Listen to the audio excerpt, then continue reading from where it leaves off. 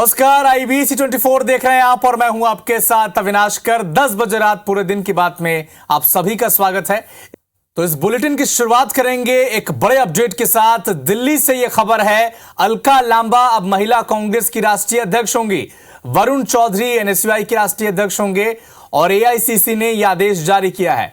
अलका लांबा महिला कांग्रेस की राष्ट्रीय अध्यक्ष होंगी, जबकि वरुण चौधरी NSUI जो छात्र संगठन है कांग्रेस का, उसके राष्ट्रीय अध्यक्ष होंगे। तो एक बड़ा अपडेट आपको बता दें, कांग्रेस 2024 के चुनाव से पहले संगठन में बड़े फेरबदल कर रही है और इसी कड़ी में वरुण चौधरी कांग्रेस का जो छात्र संगठन है NSUI, उसके अध्यक्ष बना दिए गए हैं, जबकि अलका लांबा को महिला कांग्रेस का राष्ट्रीय अध्यक्ष बना दिया गया है।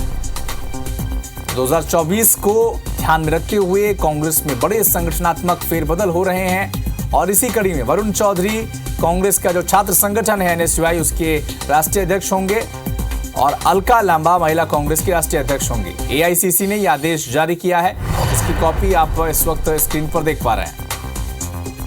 तो लगातार इस वक्त एक अहम बैठक भी हुई है दिल्ली में, जिसमें तमाम सीनियर नेता प्रतिपक्ष हर राज्य के और प्रदेश अध्यक्ष इसमें शामिल हुए थे और इस बैठक के बाद एक बड़ा अहम फैसला लिया गया कि महिला कांग्रेस की राष्ट्रीय अध्यक्ष हैं अलका लांबा बनाई गई हैं, जबकि वरुण चौधरी को NSUI का अध्यक्ष बनाया गया। तो लोकसभा चुनाव के लिए भी कांग्रेस ने कमेटी घोषित कर दी है। कांग्रेस ने क्लस्टर वाइज स्क्रीनिंग कमेटी घोषित की है। क्लस्टर 3 में मध्य प्रदेश और छत्तीसगढ़ शामिल किए गए हैं। क्लस्टर 3 की रजनी पाटिल चेयरपर्सन होंगी, कृष्ण अल्लावरू और प्रगट सिंह इसके सदस्य बनाए गए हैं। तो एक और अपडेट आपको बता दें, लोकसभा चुनाव के लिए कांग्रेस ने कमेटी घोषित की है। कांग्रेस ने क्लस्टर वाइज स्क्रीनिंग कमेटी अब घोषित कर दी है और क्लस्टर 3 में मध्य प्रदेश और छत्तीसगढ़ को शामिल किया गया है। क्लस्टर 3 की चेयरपर्सन होंगी रजनी पाटिल। इसके अलावा कृष्ण अल्लावरू और प्रगट सिंह क्लस्टर 3 के सदस्य बनाए गए हैं। एक बड़ा अपडेट, एक दिल्ली में एक अहम बैठक हुई जिसमें तमाम दिग्गज कांग्रेस के शामिल हुए, हर राज्यों के नेता प्रतिपक्ष और प्रदेश अध्यक्ष भी शामिल हुए और उसके बाद एक संगठन में कई बदलाव और नए दिशा में आगे बढ़ने के संकेत आदेश के जरिए आप देख पा रहे हैं। तो चलिए रुक करेंगे छत्तीसगढ़ की कुछ और खबरों का। कोंडागांव से एक बड़ा अपडेट आपको बता दें, CISF के जवान की संदिग्ध मौत हो गई है। 60 दिन के छुट्टी पर वो घर आया था। दिल्ली मेट्रो में ये जवान पदस्थ था। सिटी कोतवाली थाना क्षेत्र की घटना बताई जा रही है और मामले की जांच में अब पुलिस जुटी हुई है। 60 दिन की छुट्टी में CISF के एक जवान आए हुए थे, लेकिन उसकी संदिग्ध मौत ने कई सवाल खड़े कर दिए हैं। दिल्ली मेट्रो में ये जवान पदस्थ था और 60 दिन की छुट्टी पर घर आया था। सिटी कोतवाली थाना क्षेत्र का यह पूरा मामला और अब पुलिस मामले की जांच में जुटी हुई है। तो कोंडागांव से एक बड़ा अपडेट आपको बता दें, CISF के जवान की संदिग्ध मौत पर अब कई सवाल उठ रहे हैं। सिटी कोतवाली थाना क्षेत्र की का मामला है। 60 दिन की छुट्टी पर दिल्ली से जवान घर आया हुआ था। दिल्ली मेट्रो में ये जवान पदस्थ था।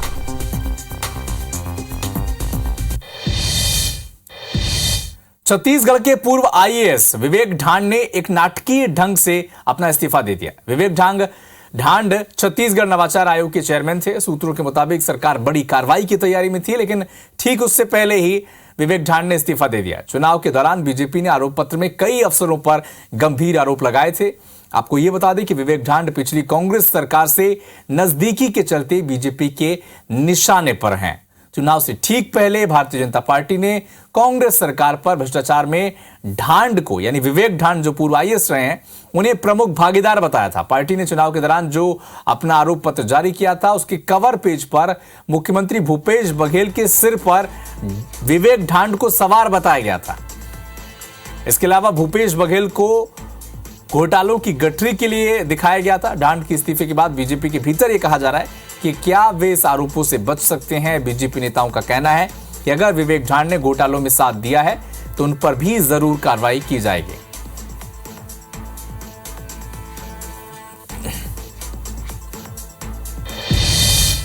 देखिए, हमारा खुला आरोप है और हमने भूपेश बघेल की सरकार के चलते समय भी, चुनाव के समय भी आरोप पत्र में इस बात का उल्लेख किया था कि जो भूपेश बघेल जी के भ्रष्टाचार में जिनके हाथ लिप्त हैं उनके खिलाफ में कार्रवाई की जाएगी। मुझे लगता है डर भय कहीं न कहीं उनको सता रहा है, लेकिन इस्तीफा देने से कोई बचता नहीं है। बघेल जी के भ्रष्टाचार में उनका भी हाथ है कहीं न कहीं, ये हमने पहले इंगित किया था और मुझे लगता है अब समय आ गया है।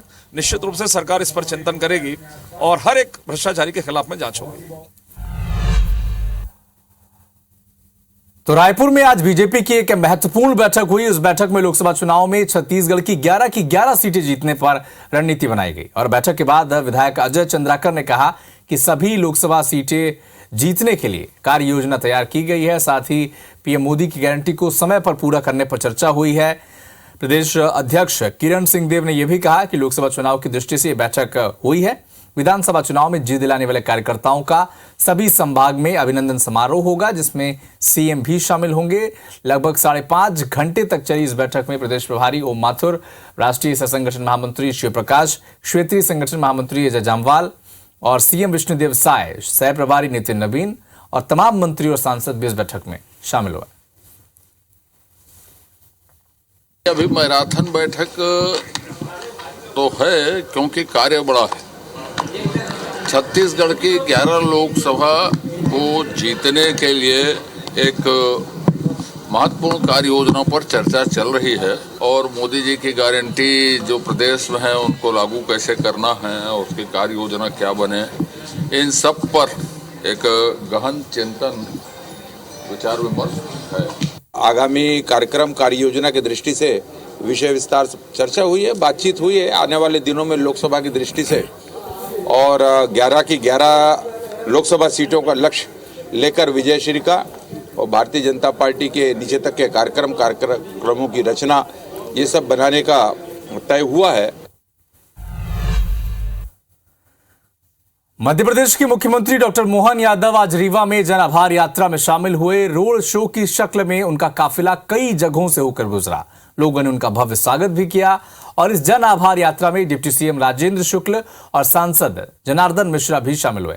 रथ पर सवार सीएम ने अपने खास अंदाज में हवा में तलवार भी लहराई और अपने तरीके से लोगों ने सीएम का सम्मान किया। एनसीसी मैदान में जन आभार यात्रा का समापन हुआ, जिसके बाद सीएम ने 320 करोड़ रुपए के विकास कार्यों का लोकार्पण और शिलान्यास किया है। साथ ही योजनाओं के हितग्राहियों को स्कूटी और दूसरी सामग्रियां भी बांटी गई। अपने संबोधन में सीएम ने कहा कि रीवा की विशेषताओं का जिक्र करते हुए कि यहां के विकास में कोई कमी नहीं होगी। अपने संबोधन में कांग्रेस को भी घेरा और कहा कि राम मंदिर को लेकर कांग्रेसियों के पेट में दर्द हो रहा है। अफसरों को चेतावनी भरे लहजे में दो टूक कहा कि आम जनता के मान और सम्मान के मामले में कोई कितना भी बड़ा अधिकारी हो, किसी की बदतमीजी बर्दाश्त नहीं की जाएगी। सुप्रीम कोर्ट ने निश्चित किया कि हाँ, अयोध्या में भगवान राम का मंदिर बनना चाहिए, वो मार्ग प्रशस्त होना चाहिए। मुझे इस बात की प्रसन्नता के मुस्लिम बंधुओं ने भी, जो पिटिशनर थे, उनने भी कहा कि हाँ, हमको भी सहमति है, हम ये भगवान राम का मंदिर अयोध्या में बनना चाहिए।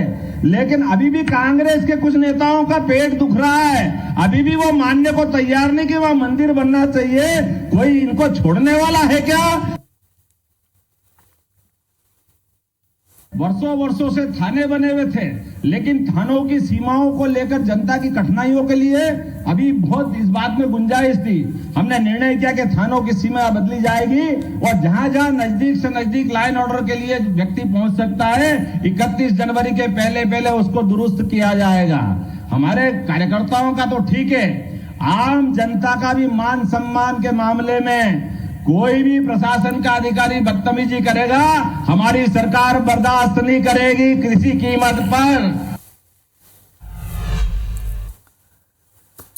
कैबिनेट मंत्री श्याम बिहारी जायसवाल ने पूर्व मंत्री शिव डहरिया के बंगले से सामान गायब होने का आरोप लगाया था, जिसके बाद हमारे संवाददाता सौरभ सिंह परिहार ने बाकी मंत्रियों के बंगलों का भी जायजा लिया, जहां ऐसी स्थिति देखने को नहीं मिली है। नए मंत्रियों के बंगले में प्रवेश करने से पहले तैयारियां तेज कर दी गई हैं। देखें। पूर्व मंत्री शिव डहरिया जिस बंगले में निवास करते थे, वहां पर जो है मंत्री श्याम बिहारी जायसवाल को बंगला दिया गया है। लेकिन उन्होंने आरोप लगाया है कि जहां शिव डहरिया रहा करते थे वहां पर कई सरकारी सामान गायब है। आप देखिए, मैं अभी रविंद्र चौबे के सरकारी निवास पर हूं, जहां पर अभी ये अब लखनलाल देवांगन जो वाणिज्य और उद्योग मंत्री हैं वो रहेंगे। हमारे सामने देखिए, ये मोहम्मद अकबर का बंगला है, जहां पर अकबर को बंगला मिला था। अब वहां पर टंकराम वर्मा रहेंगे। रियलिटी चेक करते हैं क्या कहीं इन जगहों से भी कोई सामान गायब तो नहीं हुए हैं। ये रविंद्र चौबे का निवास है, आप देख सकते हैं, जहां पर अब लखनलाल देवांगन रहेंगे। आप देखिए, ये पूरी तरीके से साफ सफाई यहाँ पर हो रही है और यहाँ पर जो कर्मचारी हैं वो भी मौजूद हैं। आपको अंदर में दिखाते हैं कि जो रविंद्र चौबे जो यहाँ पर रहा करते थे, आप देखिए यहाँ पर कुछ ऐसा सामान नहीं है। आप देखिए कि ये पूरा सामान जो है सुरक्षित रखा गया है, टीवी भी है। इसी तरीके से बहुत सारी चीज़ें हैं जो पीडब्ल्यूडी विभाग ने इस बंगले के लिए दिया गया था 2018 में, वो सभी चीज़ें जो है आपको देखने को मिलेगा। ये देखिए, ये किचन है, किचन में भी जो सामान दिया गया था, ये चिमनी है, ये भी रखा हुआ है जस के तस। आप देख सकते हैं ये प्यूरीफायर है, वो भी रखा हुआ है। तो अब जो है चलते हैं किसी दूसरे मंत्री के निवास में, जहां पर क्या स्थिति उसका आकलन करते हैं। अभी हम पहुंचे हुए हैं पूर्व मंत्री मोहम्मद अकबर के बंगले में और आप देख सकते हैं ये बंगला अब जो है टंकराम वर्मा को दिया गया है, जो खेल एवं युवा कल्याण मंत्री बनाए गए हैं। और अभी जो है पूरी तरीके से साफ सफाई यहाँ पर हो रही है और आप देख सकते हैं कि अकबर जब इस बंगले में रहा करते थे तो ये पूरे सामान जो है यहाँ पर रखे हुए हैं। कहा जा रहा है कि कोई भी सामान नहीं ले जाया गया। सारी जो सरकारी चीज़ें हैं आप देख सकते हैं, ये सरकारी मेज है वो भी रखा गया है, सोफ़ा है वो भी दिखाई दे रहा है। इससे पहले कि आपने देखा कि और हमने कई मंत्रियों के घर भी आपको दिखाए जहां पर इस तरीके की कोई बात नहीं है कि कोई सामान ले जाया जा रहा होगा। लेकिन कहीं ना कहीं जिस तरीके से श्याम बिहारी जायसवाल ने आरोप लगाए, उसके बाद से छत्तीसगढ़ में सियासी बयानबाजी तेज हो गई है। कैमरामैन समर के साथ सौरभ सिंह परिहार, IBC24 रायपुर। रायपुर के कोटा स्थित टीचर्स कॉलोनी मार्ग में पीडब्ल्यूडी के अधिकारियों की लापरवाही और भ्रष्टाचार का एक मामला सामने आया। पेड़ों के अगल बगल कंक्रीटीकरण का निर्माण किया गया, नाली बना दिया गया और इस मौके का जायजा लिया हमारे संवाददाता संदीप शुक्ला ने।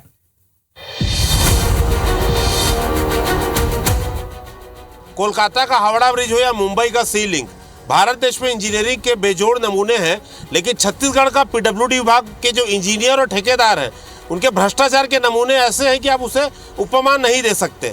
हमने कई बार इसका जो घोटाला उजागर किया, एक और भ्रष्टाचार हम उजागर कर रहे हैं।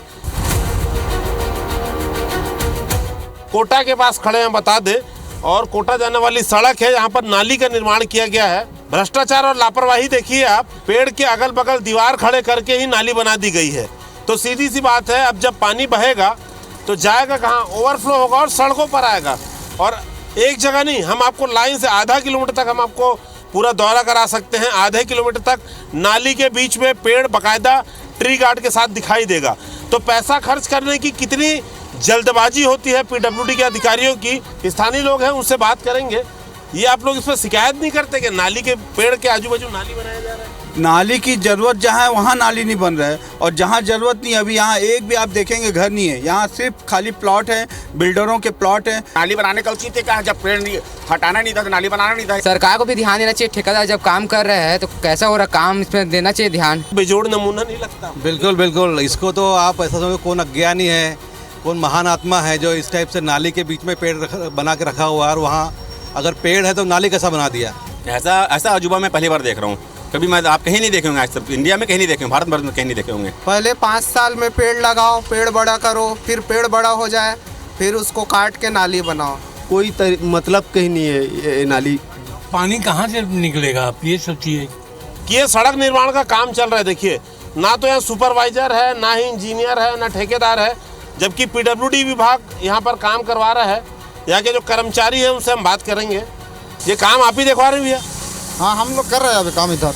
ये नाली जो बनाए हैं आप लोग, तो बीच में पेड़ आ गया है। पेड़ आ गया तो उसको पेड़ को बाद में उखड़ाएंगे बोला। कौन बोला? पीडब्ल्यूडी वाला क्या बोला? पीडब्ल्यूडी बोला कि अभी बना दो, पेड़ वाला से, फॉरेस्ट वाला से बात करके उसको निकलवाएंगे। सड़क के दूसरे हिस्से में फिर पहुंचे हैं। आपको दिखा दें, हमने कहा था कि लगभग आधे किलोमीटर तक यही नज़ारा है। हर जगह नाली के बीच पे ही पेड़ आ रहा है, किसी प्रकार से कोई प्लानिंग नहीं की गई है। तो कुल मिला के पीडब्ल्यूडी विभाग जो हमेशा पैसा खर्च करने की हड़बड़ी में रहता है, बाद में लगातार उसके काम में भ्रष्टाचार सामने आता है। तो एक बार फिर से वही हुआ है। तो सरकार बदली है, जिम्मेदारों से सवाल करेंगे, जनप्रतिनिधियों के साथ उन अधिकारियों तक भी पहुंचेंगे जो खुलेआम इस भ्रष्टाचार को बढ़ावा दे रहे हैं। और इस बात में कहीं अतिशयोक्ति नहीं है कि बोला जाए कि इसमें उसकी संलिप्तता नहीं है। कैमरामैन लखन शर्मा के साथ संदीप शुक्ला, IBC 24 रायपुर। इधर शिक्षा मंत्री बृजमोहन अग्रवाल ने प्रदेश के स्कूली बच्चों की सुविधाओं को ध्यान में रखते हुए हर साल किताबें बदलने के सिस्टम पर रोक लगाने के निर्देश दिए हैं। कैबिनेट मंत्री ने कहा कि स्कूल से ही बच्चों को मजबूत शिक्षा देना होगा। इसके लिए उन्होंने 12वीं तक की बच्चों को मुफ्त किताबें देने का ऐलान किया है। साथ ही प्रतियोगी परीक्षा की तैयारी करने वाले गरीब बच्चों के लिए कोचिंग की व्यवस्था करने के निर्देश भी अफसरों को दिए हैं। साल किताबें बदलते हैं।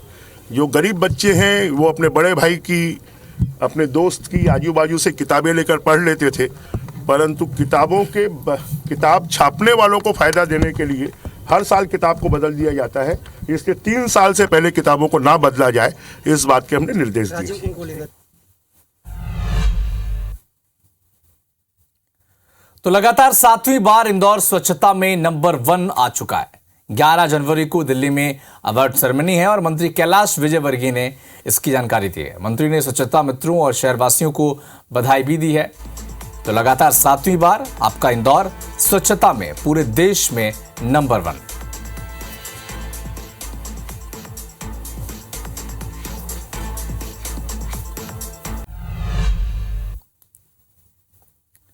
ग्वालियर चंबल संभाग में बेटियों और महिलाओं के गायब होने पर हाईकोर्ट की ग्वालियर बेंच ने एसपी ग्वालियर को नोटिस जारी किया है और 2 हफ्तों के अंदर जवाब भी मांगा है।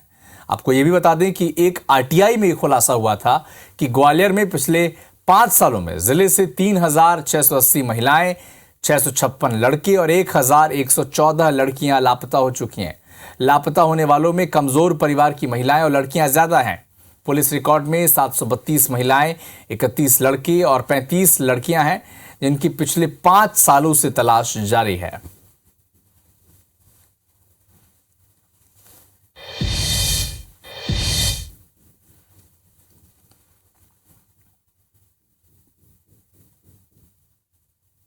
हजार 4 से 2021 तक बच्चे और बच्चियां जो लापता हैं उनकी जानकारी मैंने चाही थी, लेकिन जो लोक सूचना अधिकारी थे उन्होंने मना कर दिया। ग्वालियर एसपी को लगाई थी, उन्होंने मना कर दिया जानकारी देने से, जानकारी सार्वजनिक नहीं की जा सकती। इसके पश्चात सहायक लोग, जब मैंने फर्स्ट अपील फाइल कर दी तो सहायक लोक सूचना अधिकारी जी महोदय का पत्र आया कि आप 3000 पन्नों में जानकारी 6000 रुपये जमा करें विधिवत शुल्क और जानकारी ले जाएं। मैं जानकारी लेने गया तो उन्होंने कहा हम जानकारी नहीं दे सकते। मध्य प्रदेश के ग्वालियर शहर के जेसी मिल मजदूरों को अपने हक की लड़ाई लड़ते लड़ते 27 साल बीत गए हैं। इनकी देनदारियों पर फैसला हो नहीं पाया है। 27 साल में 400 मजदूरों को अधिकार पट्टा ही मिल सका है। हाल ही में इंदौर की हुकुमचंद मिल के मजदूरों को उनकी देनदारी मिल गई है। ऐसे में अब ग्वालियर के जेसी मिल के मजदूर अपने लिए ऐसे ही किसी फैसले का इंतजार कर रहे हैं। इस मामले में सरकार के मंत्री जल्द ही खुशखबरी मिलने का दावा कर रहे हैं, तो कांग्रेस बीजेपी की जो सरकार है उसकी नीतियों पर सवाल उठा रही है।